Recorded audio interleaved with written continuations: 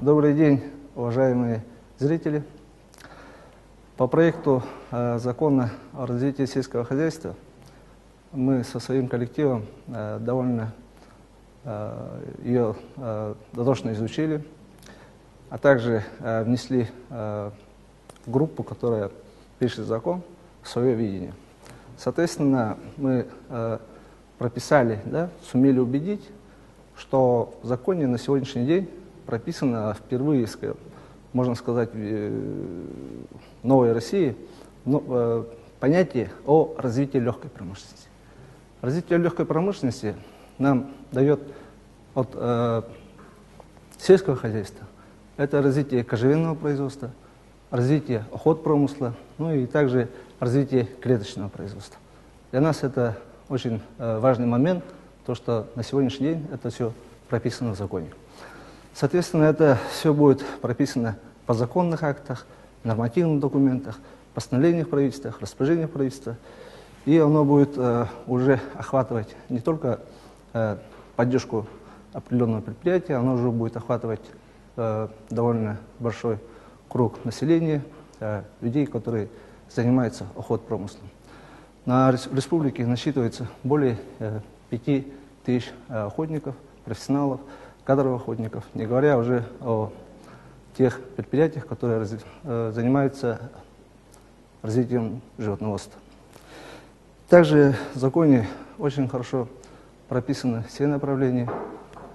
Хотелось бы отметить, что все-таки есть моменты, над которыми мы тоже внесли предложение, это регламентируется, то есть конкретно там оговаривается развитие или поддержка студентов или молодых специалистов, которые именно на селе, уже не говоря, что уже мы исключаем тех молодых специалистов, которые уже работают в пригородах или в городах нашей республики.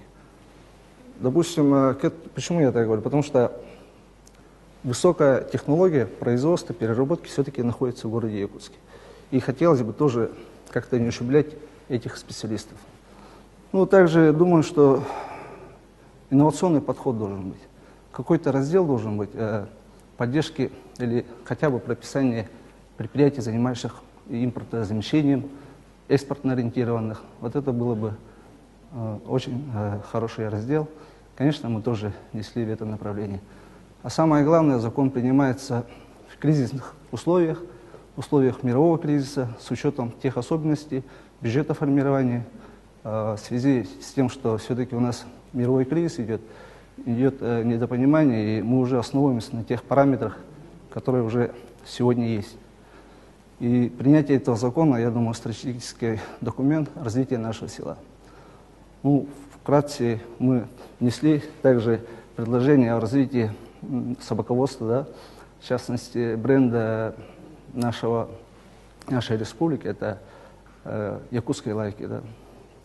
Хотя бы прописать это направление, а в будущем оно уже будет со временем кем-то оно поддерживается за счет кредитных средств, за счет источников, других инвесторов.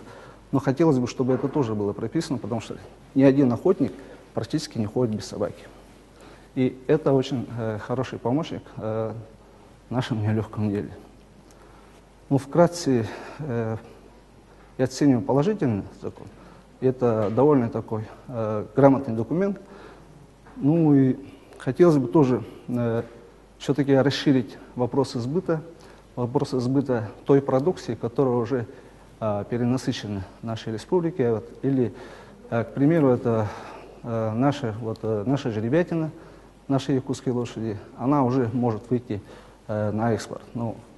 Здесь нужно тоже какие-то моменты, какие-то инструменты прописать. В законе это в общем пишется, но хотелось бы, чтобы этот вид продукции можно было бы в дальнейшем ее продвигать, чтобы был гарантированный сбыт наших товаропроизводителей. Соответственно, уже при закрытии вопроса гарантированного сбыта уже пойдет развитие этого направления.